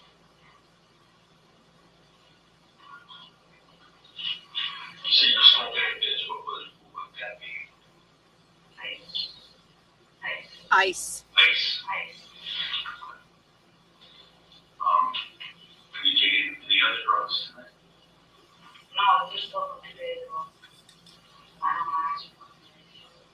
Are you smoking ice? And how, on a pipe or someplace else? The one that's on the counter or on the table. I love the bag here. Yeah. I did it. Where Actually, exactly in Eastman or Soy? and I feel like that shit. At Shed's. And you say, where was this place? Where would it be in the basement or on the first floor or second floor? Basement. Okay. And it was, I said, it was a bath, physically a window bag, little small plastic bag. And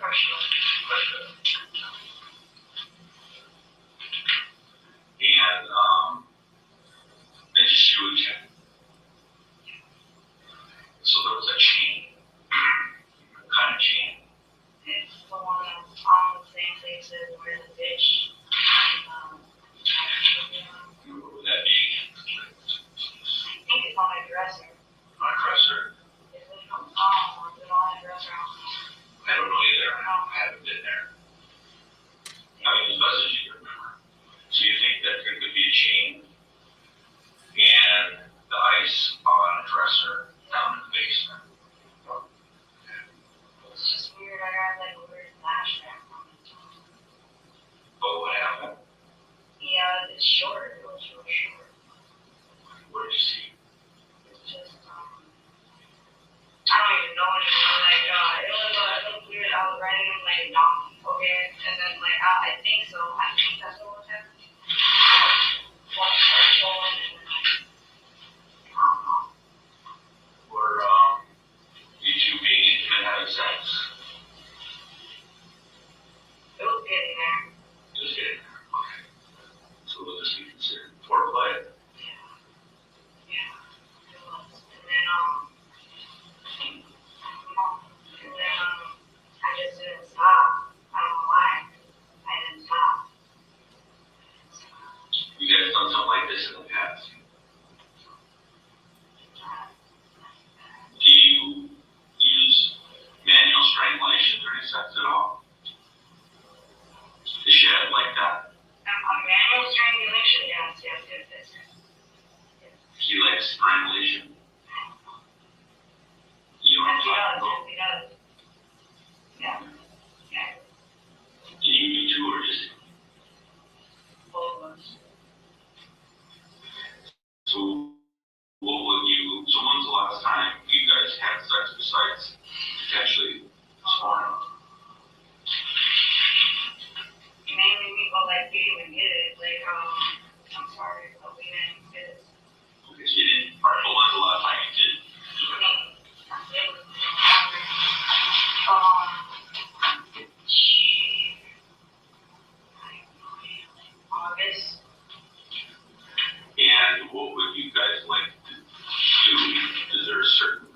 Wow.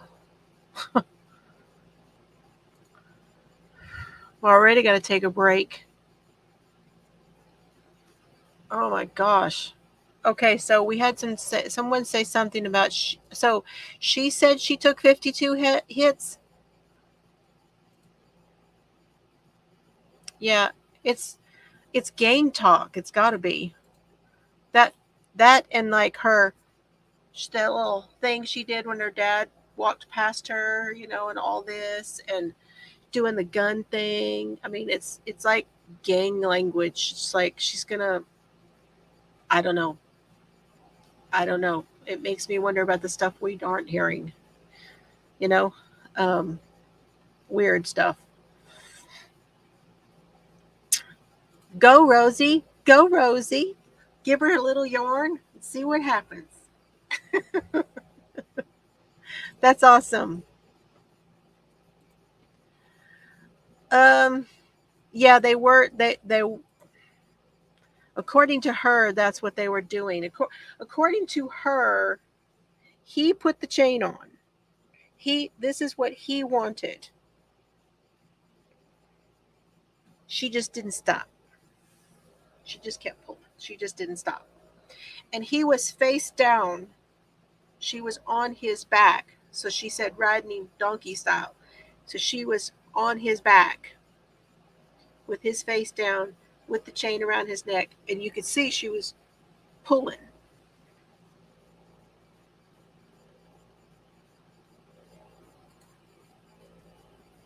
Okay. I just had to take a little break there for a second. Role playing that you did with Chad, or was I will be right back. It's time for green toy. How were you guys? Is it time? Is it time? It's time, y'all. We'll be right back. Me and Serb. Let's go.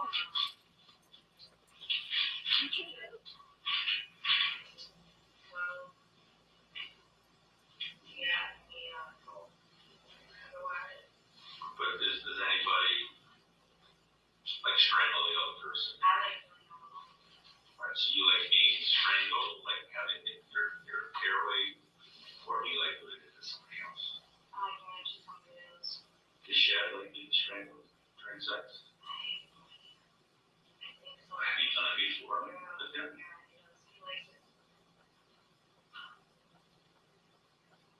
Have you used what we call props in the past? What? Dad, or rope or chain, or underwear, or anything?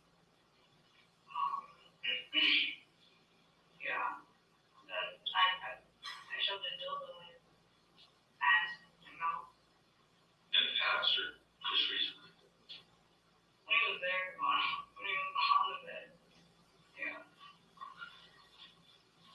So obviously you say you sold some mice. Do you take any prescription medications? Do you have any mental health issues we should be aware of?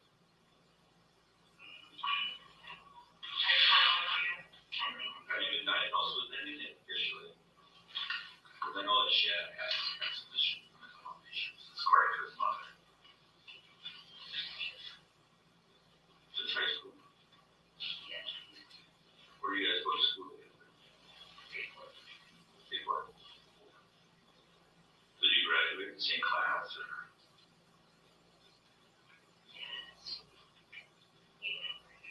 You graduated. Alright. So then you guys were boyfriend, girlfriend, for how long? 2 years? 2 years? And this is right after high school, or? During high school. What year did you graduate? 2016? Yeah. Did you and Chad meet after high school? We seen each other. Okay. We definitely seen each other. Seeing each other? You were you initially couple, so to speak, or was it just, did you still have sex with him? I did it once. Just once? Yeah. After high school?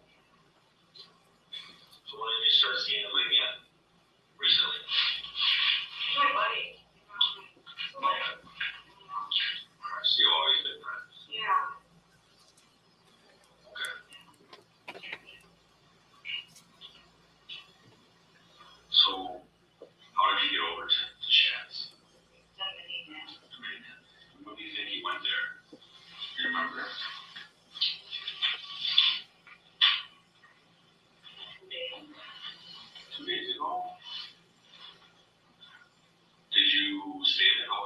Hugs, Sandy. Go someplace and then go come back. Hugs to you. How did you get it? Did Shed was Shed there? You got there, Shed let you in, or you just walked in on your own? He was there when she was getting back, and shit, I mean, at the time, Okay, so you showed up at his place. Then you and him left. And you went and got forgotten. yeah, so then,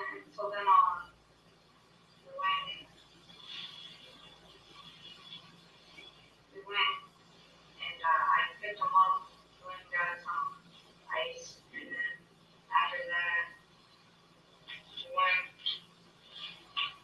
to, back to Scott's, we smoked, Okay. yeah, and then, I did it there, but, You did Shed here yeah, I did it, at Scott's. yeah, and then after that, She cut Shad's hair for him at the apartment on Eastman Avenue. She cut his hair before she killed him.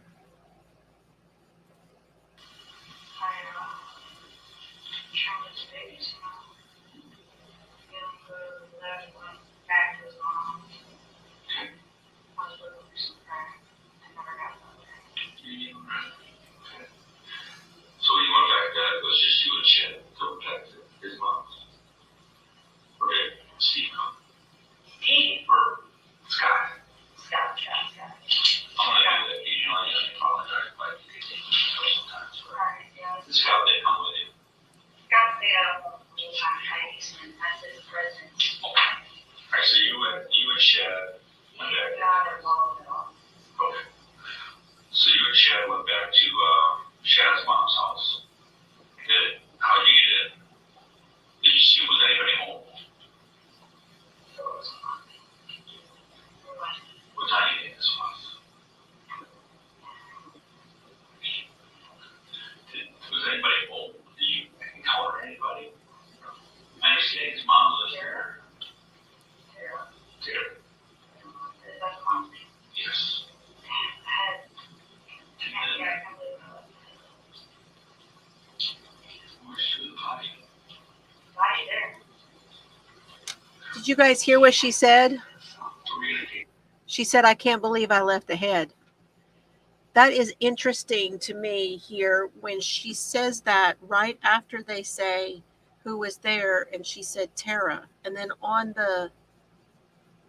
when Tara was on the stand, that's when she started laughing, that laughing without laughing thing, that giggling kind of thing she was doing while Tara was on the stand talking about the bucket, the head in the bucket. And here she says, I can't believe I forgot the head. Wow. It just struck me weird.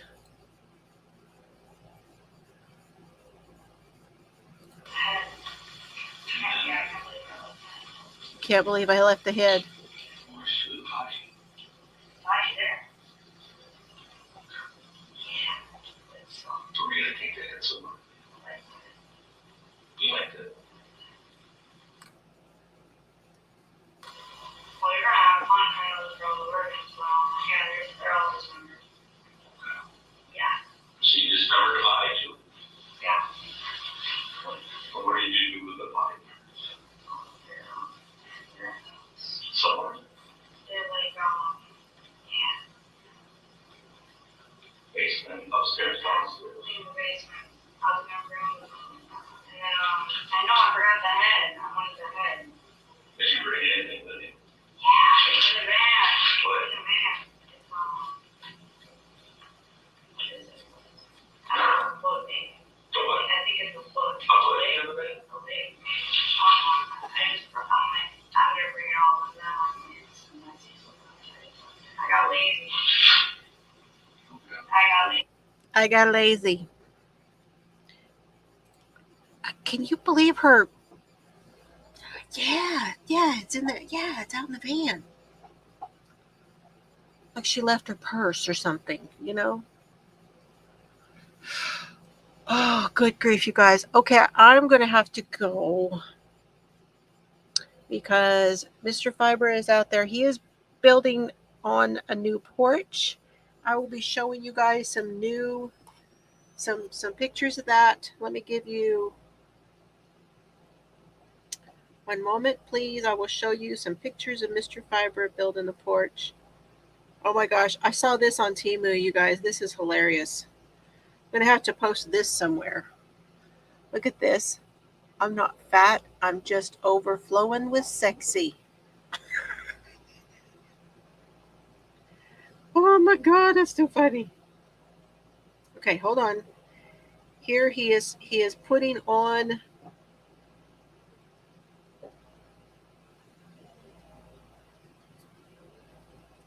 he's taking these he's going to be taking these pillars out on the front. We have a stucco home and he's building a whole new front porch. This house is well over 75 years old. He's got the posts in and he's really trying to get some of this done, but was wanting to get it partially covered before we had the grand boys here. Didn't quite get there, but that's okay. I know, isn't that hilarious, Annie? Okay.